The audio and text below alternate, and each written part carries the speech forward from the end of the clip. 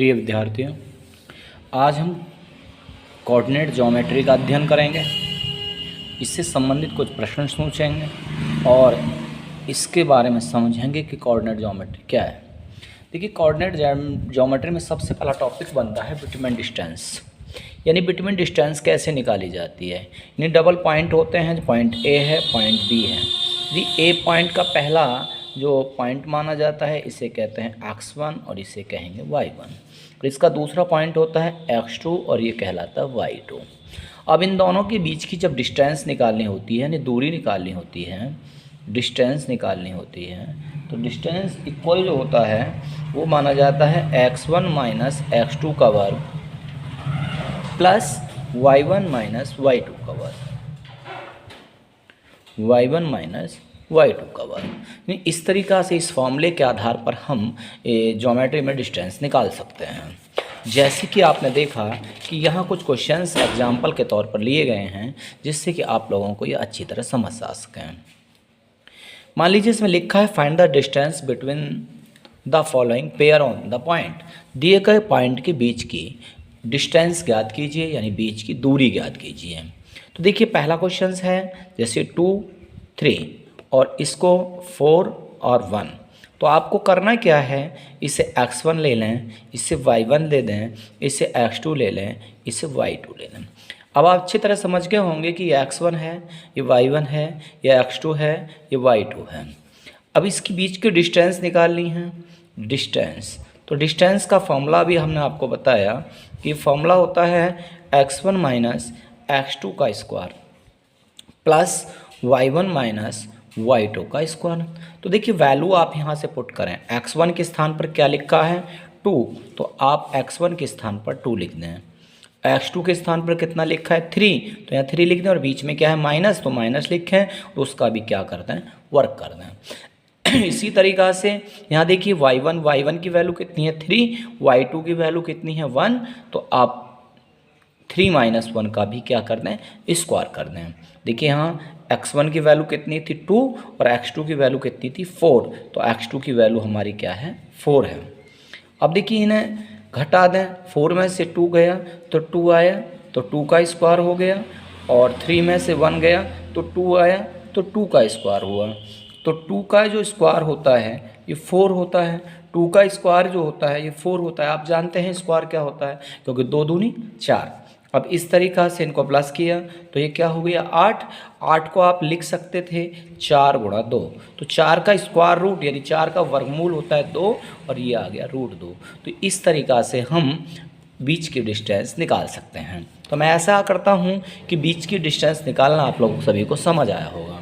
अब इसके नीचे 2 क्वेश्चंस आप लोगों को दिए गए हैं, जिन्हें आप अच्छी तरह से कर सकते हैं। फिर मैं एक एग्जांपल आपको थर्ड लेकर दिखाता हूँ। जैसे थर्ड क्वेश्चन दिया है, ये है AB, दूसरा दे रखा है -A माइनस B। तो देखिए, इसे कहेंगे x1, इसे कहेंगे y1, इसे कहेंगे x2, इसे क्या कहेंगे y2। अब इसमें डिस्टेंस फार्मूला लगा दीजिए। डिस्टेंस फार्मूला, डिस्टेंस से तो इसका फॉर्मूला आप लोग को क्या बताया गया, x1 माइनस x2 का वर्ग प्लस y1 माइनस y2 का भी वर्ग।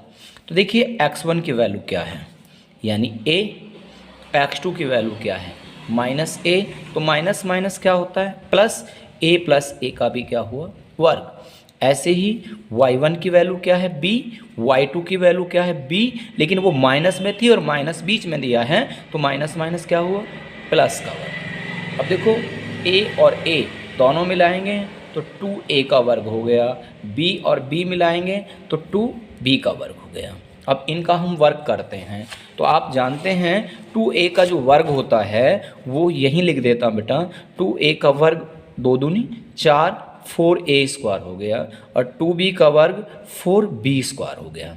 अब देखिए, यहाँ से हमारा 4 कॉमन आता है, तो 4 कॉमन निकाल लीजिए और ब्रैकेट में a square plus b square लिख दीजिए। तो 4 का जो स्क्वायर रूट है वो 2 है, तो आपका आंसर आ जाएगा 2√a square plus b square. तो इस तरीका आप बीच के डिस्टेंस निकाला सीख पाएंगे। देखिए अब एक्सरसाइज इसी पॉइंट में बढ़ते हुए अगला क्वेश्चन दिया है, डिटरमाइन इफ द पॉइंट 1 5 2 3 -2 और -11 आर कॉलिनर। यानी कब ऐसे जब 3 पॉइंट दे दिए जाएं तो किस स्टेज में वो कॉलिनर होते हैं। कॉलिनर को हिंदी में बोलते हैं संरेख होते हैं। तो संरेख होने की क्या कंडीशन होती है, तो भाई इसे 2 मेथड से निकाला जा सकता है। संरेख वाले क्वेश्चंस को 2 मेथड से निकाल सकते हैं। तो दोनों मेथड मैं आपको समझाता हूँ। पहले ये पॉइंट ले लें 1,5, दूसरा पॉइंट ले लें 2,3, तीसरा पॉइंट ले लें -2 और -11। तो देखिए पहला पॉइंट होता है x1, ये क्या है y1, दूसरा x2, ये क्या है y2, इसे मान लें x3 और ये मान लें y3। अब कॉलिनर होने का रिलेशन क्या होता है, यानी फॉर्मूला क्या होता है। इफ द पॉइंट आर कॉलिनर, मतलब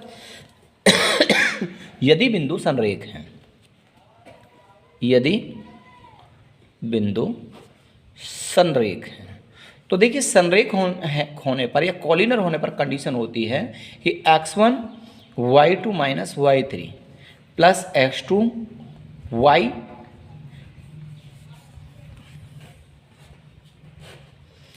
three minus y1 plus x3 y1 minus y2। इसको सॉल्व करने पर वैल्यू 0 आनी चाहिए। यदि ये हल करने के बाद कंडीशन 0 बन जाती है तो फिर कॉलिनर होता है। तो हम चेक करते हैं। देखिए यहाँ से x1 की वैल्यू क्या है 1 लिख दिया, y2 की वैल्यू क्या है 3 लिख दिया, y3 की वैल्यू क्या है 11, वो माइनस में तो माइनस माइनस प्लस का 11 हो गया, प्लस x2 की वैल्यू क्या है 2, y3 की वैल्यू क्या है माइनस का 11, y1 की वैल्यू क्या है माइनस का 5, प्लस x3 की वैल्यू क्या है माइनस के 2, y1 की वही वैल्यू क्या है देखिए 5 और y2 की वैल्यू क्या है देखिए माइनस का 3। भाई प्लस का 3 था, बीच में फॉर्मूले में माइनस है इसलिए -3 आया। अब सॉल्व करेंगे 1 11 और 3 14 हुआ, प्लस 2 11 और 5 -16 हुआ, प्लस माइनस के 2 और देखिए 5 में से 3 गया तो क्या आया 2। अब देखिए 1 की 14 में मल्टीप्लाई करी 14 आ गया, 16 की 2 में करी तो 32 आ गया, 2 जा कितना हो गया 4 आ गया। तो ये 14 और 32 और इसको जोड़ेंगे तो 36 और जब इससे माइनस करते हैं तो ये आ जाते हैं 22। तो देखिए पूरा सॉल्व करने पर माइनस नहीं हुआ है। जब ये पूरा करने पर माइनस नहीं हुआ तो इसका मीन्स होता है कि पॉइंट का कॉलिनर नहीं है। तो यहाँ लिखेंगे so these point are not collinear, यानी ये बिंदु कॉलिनर नहीं है, ये बिंदु संरेख नहीं हैं। तो मैंने आपको कंडीशन संरेख की समझाई गई कि यदि बिंदु संरेख होते हैं तो x1 y2 minus y3 plus x2 y3 minus y1 plus x3 y1 minus y2 की वैल्यू 0 होती है। अर्थात 1 वैल्यू भर लीजिए, x1 की वैल्यू यहाँ से 1 है तो 1 रख दी गई। देखिए y2 की वैल्यू यहाँ से 3 है तो 3 लिख दी गई, y3 की वैल्यू यहाँ से 11 है, वो माइनस में है और माइनस फॉर्मूले में होता है इसलिए माइनस माइनस क्या कर दिए प्लस। x2 की वैल्यू 2 है, y3 की वैल्यू -11, y1 की वैल्यू 5, 11 और 5 कितने होते हैं 16, x3 की वैल्यू माइनस का 2, y1 की वैल्यू 5, y2 की वैल्यू 3। तो 11 और 3 कितने होते हैं 14, 11 और 5 कितने होते हैं 16, 5 में से 3 गया कितने होते हैं 2, ये आया 14, 16 2 जा 32, 2 2 जा 4, 32 और 4 36, 36 से 14 गया तो माइनस के 2। इसका मतलब so these point are not collinear. क्यों कॉलिनर नहीं है? क्योंकि इसकी वैल्यू 0 नहीं हुई। फर्स्ट कंडीशन में आप लोगों को मैंने समझाया कि कॉलिनर होने की क्या कंडीशन होती है। अब देखिए आपने समझा कि किस कंडीशन में कॉलिनर व्यक्ति हो सकता है और किस पर कॉलिनर नहीं हो सकता है।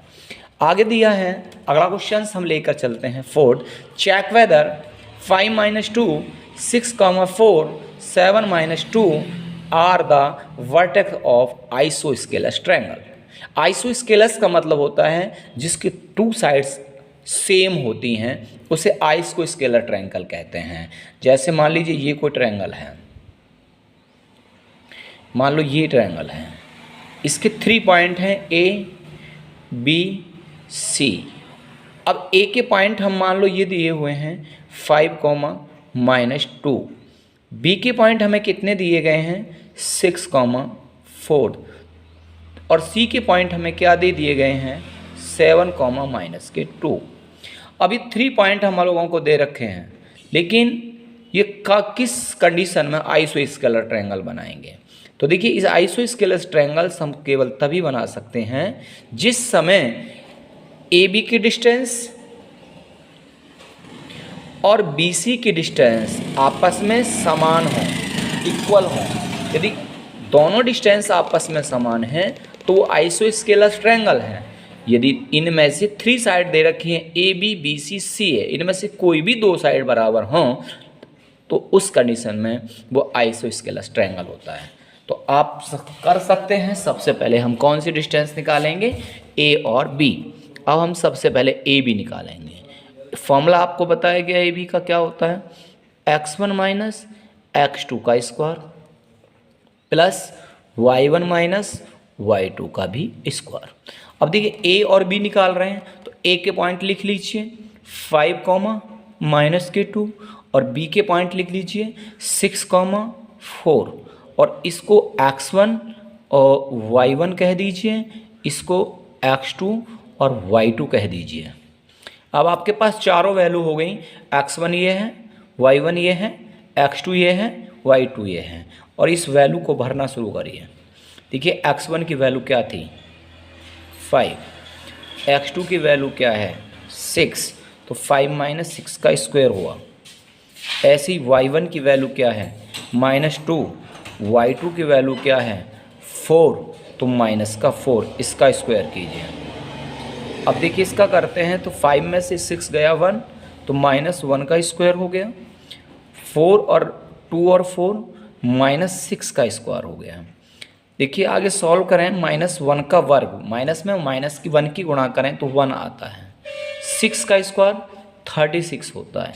दोनों को प्लस करें तो क्या आया 37 आया। यानी ए बी की जो डिस्टेंस आई वो कितनी आ गई 37 आ गई। अब हम निकालेंगे बी सी डिस्टेंस। अब हम जो निकालेंगे बी और सी के डिस्टेंस निकालेंगे। तो बी सी का भी वही तरीका होता है, फॉर्मूला वही लिख लें आप, x1 - x2 का वर्ग प्लस y1 - y2 का वर्ग। अब बी और सी के पॉइंट देखकर लिख लेते हैं कि बी और सी के पॉइंट क्या हैं। तो बी का पहला पॉइंट था 6, 4 और सी का पॉइंट है भाई हमारा 7, -2। तो देखिए इनको भी मान लें x1 y1, इसे मान लें x2 y2 और इसमें भर दें वैल्यू। x1 की वैल्यू कितनी है 6, x2 की वैल्यू कितनी है 7 और बीच में क्या है -6 - 7 का स्क्वायर। y1 की वैल्यू कितनी है 4, y2 की वैल्यू कितनी है 2, माइनस है माइनस प्लस का भी वर्ग। तो देखिए 6 में से 7 गया -1 का भी स्क्वायर हो गया और 4 और 2 हो गया तो 6 का भी स्क्वायर हो गया।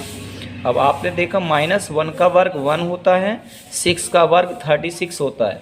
दोनों को प्लस करेंगे तो कितना आ गया 37। अब ये दोनों वैल्यू ए बी और बी सी निकल गई। अब थर्ड कंडीशन में हम सी ए निकालेंगे। क्या निकालेंगे सी ए निकालेंगे। तो सी ए के लिए फॉर्मूला लिख लीजिए भाई, फॉर्मूला तो यही रहेगा x1 - x2 का वर्ग प्लस y1 - y2 का वर्ग।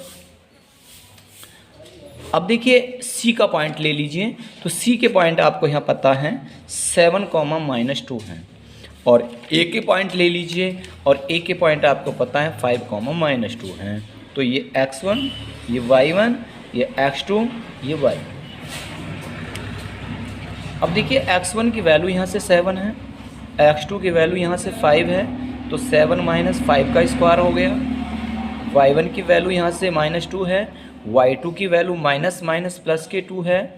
अब देखिए 7 में से 5 गया तो 2 का स्क्वायर हो गया, और -2 और +2 दोनों कैंसिल होते हैं, इसलिए 0 का स्क्वायर हो गया। तो 2 का स्क्वायर 4 होता है, 0 का स्क्वायर 0 होता है, दोनों को 4 और स्क्वायर रूट 2 है। आपने यहाँ क्या देखा कि AB की जो डिस्टेंस है वो BC के तो बराबर है, लेकिन CA के बराबर नहीं है, यानी दो डिस्टेंस आपस में बराबर हैं। और आपको यही बताया गया था कि किसी ट्रायंगल के यदि 2 साइड सेम्स होती हैं तो वो आइसोस्केलस ट्रायंगल्स होता है। तो यहाँ लिख देंगे so these point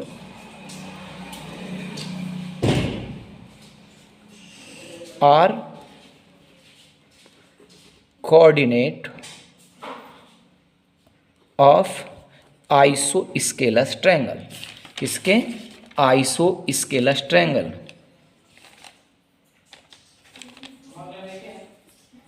isosceles triangle यानी ये बिंदु, अतः ये बिंदु समद्विबाहु त्रिभुज के शीर्ष हैं। समद्विबाहु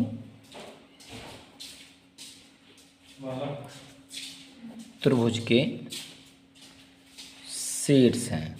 तो आपने अब तक पढ़ा कि किस कंडीशन में आइसोस्केलस ट्रायंगल्स हो सकता है।